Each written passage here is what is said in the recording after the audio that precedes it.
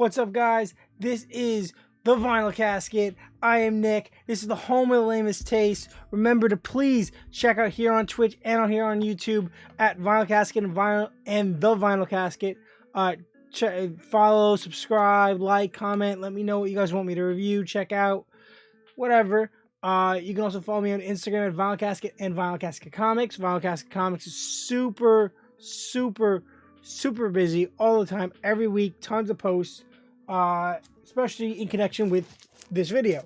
Every week, this is my stack of comics. We read them, we get them, we read them, we review them. So let's start off. We're going to start off with Indies, Marvel, and then DC, like that. Let me know what you read, what you're reading, what your pick of the week is down in the comments on the YouTube or on Instagram. Let me know.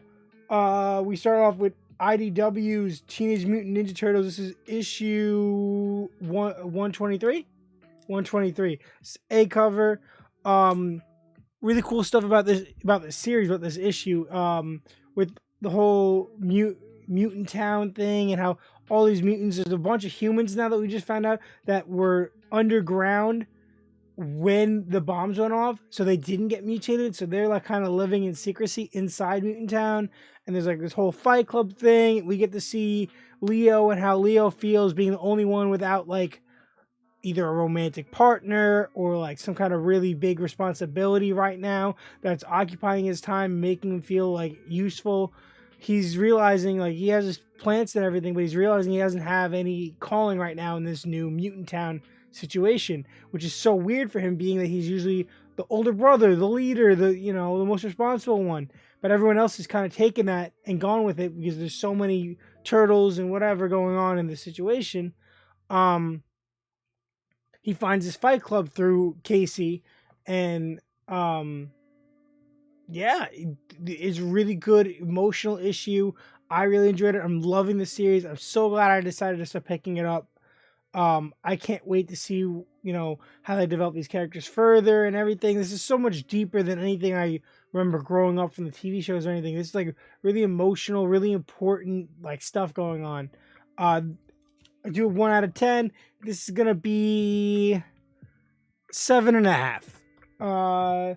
Going over to Image, we have the last issue of the Me You Love in the Dark. This is wrapping up the series. 5 issues, right? 5 issues. Sweet, awesome miniseries. This is by Scotty Young. And I love it. I truly adore this. Artwork here by George Corona was phenomenal. The covers, you can just tell, like, this was like the peak. Like, it didn't fizzle out throughout the whole series. This was the peak of the whole series. The artwork climaxed completely. It wasn't just the crazy, amazing, beautiful artwork. It was highly detailed, like counter shock. Like, it's so hard for me to describe it. But it was just so good. It was just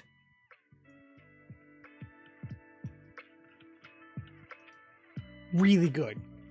Some of these panels just blew my mind on what was even possible and how he switched like the tone, but left it looking so similar but so different at the same time that it didn't like contrast. It blended, but like elevated everything to like a level that I didn't think was possible for this series. I really enjoyed this. But yeah, what else happened in here? We didn't get to find out what happens to Ro, the main character, at the end. She kind of gets out of the house burns down. Apparently some of her art survived, and the art gets sold. And there's like someone talking about it at the end. We just see her sitting on the curb, and that's it. But she goes through a lot of emotional like turmoil and revelation in this, and thought-provoking conversation. Dialogue here has been like taking second seat the whole series to the art. It's done most of the storytelling. Here, like, they were both playing like in tangent, and the conversation, the arguments that happen, and everything that happened. I can't wait. This has got to be like, I don't know how they would portray it as like a live action like Hulu series or something. I don't know how that'd be possible, but they need to do something with this because this was incredibly well done. This is a 10 out of 10. Whole series was great. Manny reads comics on Instagram and Twitch and YouTube. No clue what he's talking about.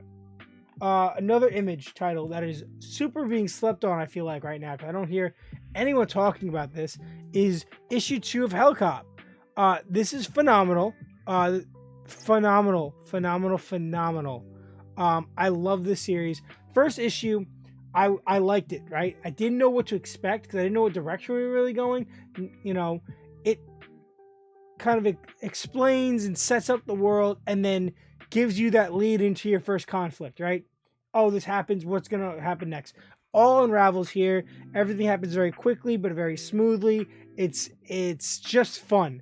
It's fun. It's different. It kind of feels like Spawn or Hellboy, but like in a very different way. I really liked it. I like the way they explain like the afterlife and Reapers and everything this character is doing, the technology they have. I can't wait to see this world like expanded. I really hope we get like 20 issues of this at least. This is phenomenal. This is a 9 out of 10. If you're not reading Hellcop, I highly suggest reading the first 2 issues and then deciding if you want to continue or not. But the first 2 issues are a high must read from me. Marvel, we got one book that came out last week, but for some reason didn't grab it. It wasn't on the list. I don't know what happened with it, but issue 5 of X-Men. This cover's super misleading. Basically, it's just a giant Polaris issue. We get, some stuff that happened in the Hellfire Gala. We have her do the sick battle where she uses her powers to control like magnetism to use an unconscious X-23 and use her body to beat the shit out of people. It was really cool, really well done. Like the artwork. I thought it was a cool spotlight kind of issue. And then there's something going on here. Like this villain is at the end. I thought it was cool. I'm gonna give it a 7 out of 10. Now into the new stuff from Marvel. We got issue 34 of Captain Marvel. This is part 3 of Last of the Marvels.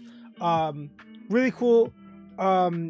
We get to see Carol Danvers like do some energy shift thing where she like phases her energy out of her body and through the containment unit that we saw her in the last issue, and she's able to break it open.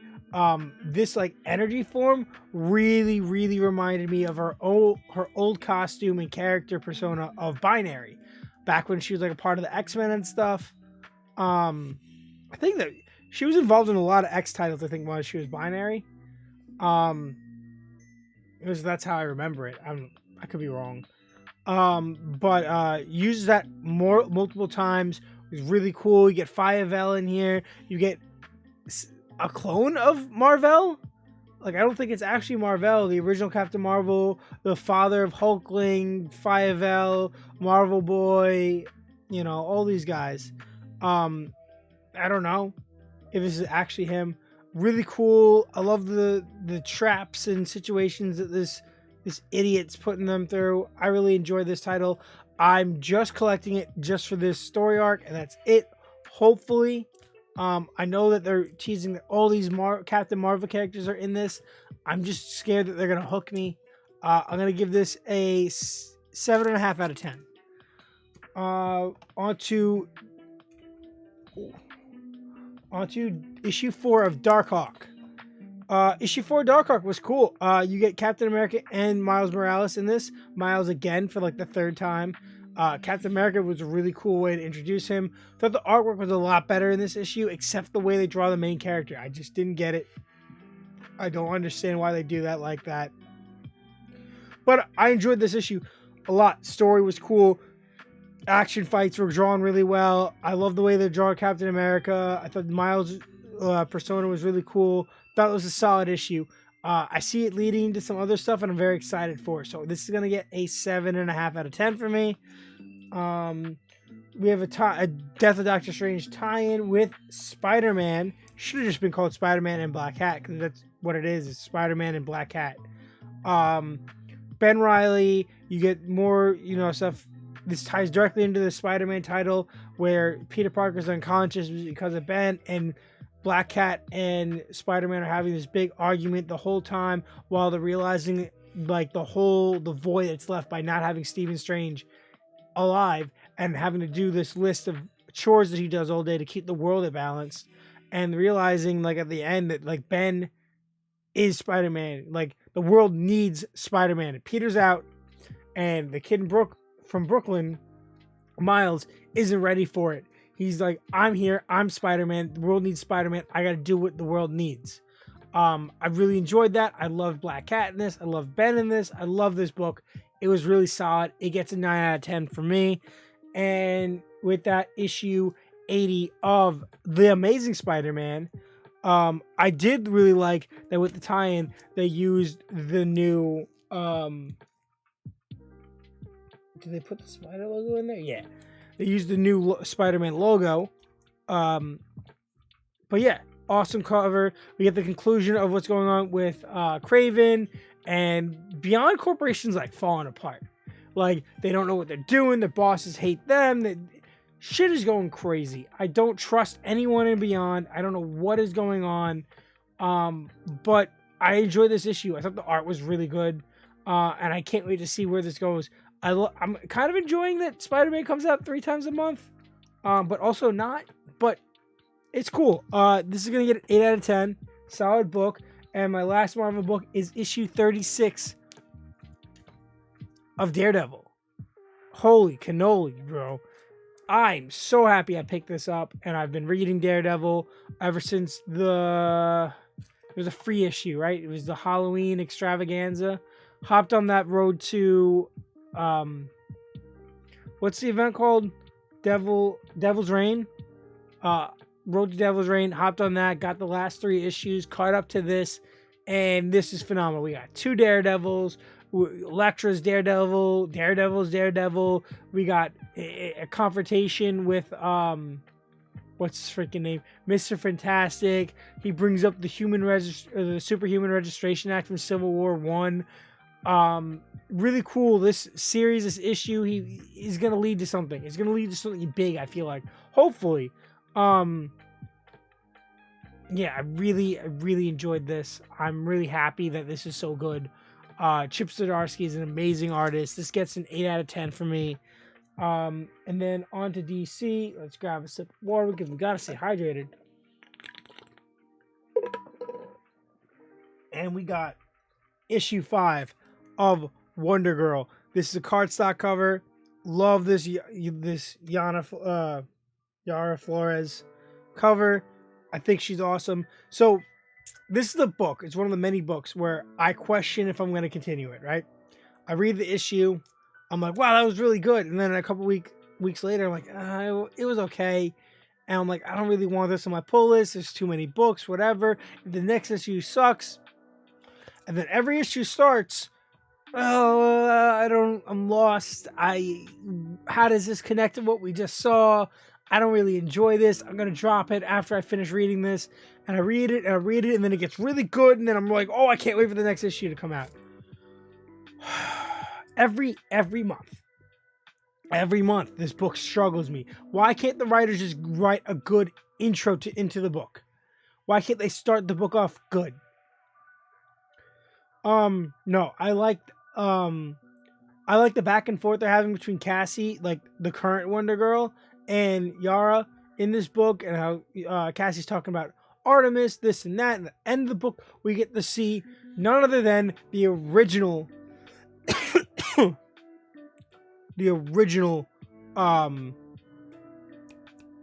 Wonder Girl. Oh, I didn't see someone was in the chat. Nuver fanboy. Hey, how you doing? Yeah, I didn't know what to expect. Cool. I didn't expect that this book was going to take off in this direction.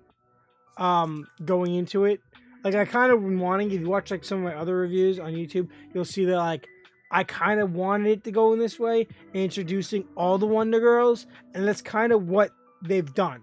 Is they introduced all the Wonder Girls and Artemis, and there's talking about how this Brazilian Amazon like fraction is gonna attack the main one in Themyscira, and like, is that gonna bring Nubia into this book? Like, I'm very interested to see where this goes. I'm gonna give this a solid 8. Solid 8.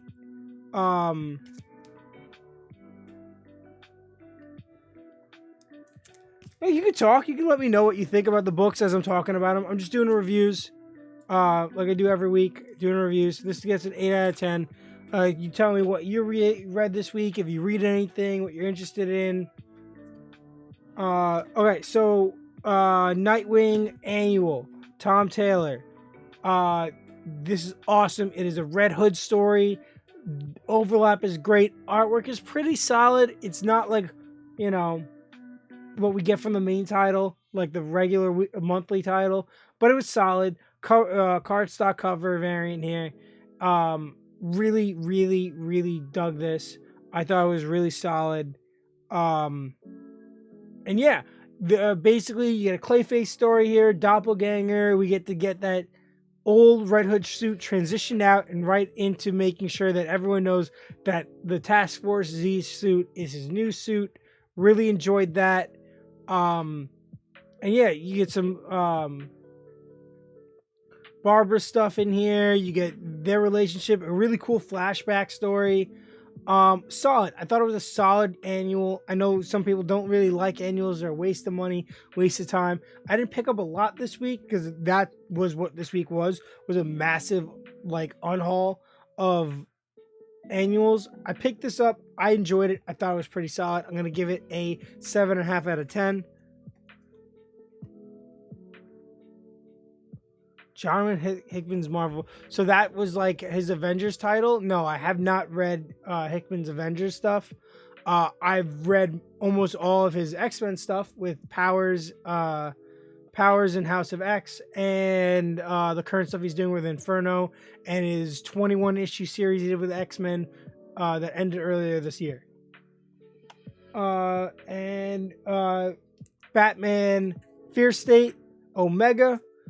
This wraps this up. I didn't think that we needed an Omega, honestly. The way the last issue of Batman and all the other titles that tied into it, like, wrapped it up.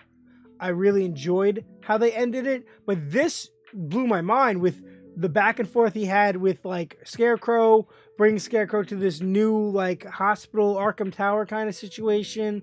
I didn't expect that. I thought the art was solid. I thought the way he tied all like the other aspects that like came out of Fear State, everything was kind of wrapped out really smoothly, and I really enjoyed it. I thought it was clean. Was this Hickman? Tynion? You got me screwed up. You're saying Hickman. Tynion. So this is gonna be Tynion's last book, I'm pretty sure, with with Batman. Tynion's gone, fully indie now. I'm pretty sure this is his last book of Batman. Pretty solid way to go out. I thought Fear State was solid. I'm going to give this I'll give it an 8 out of 10. I'll give it an 8. The artwork was pretty good. And then we got the Robin Annual. Yeah.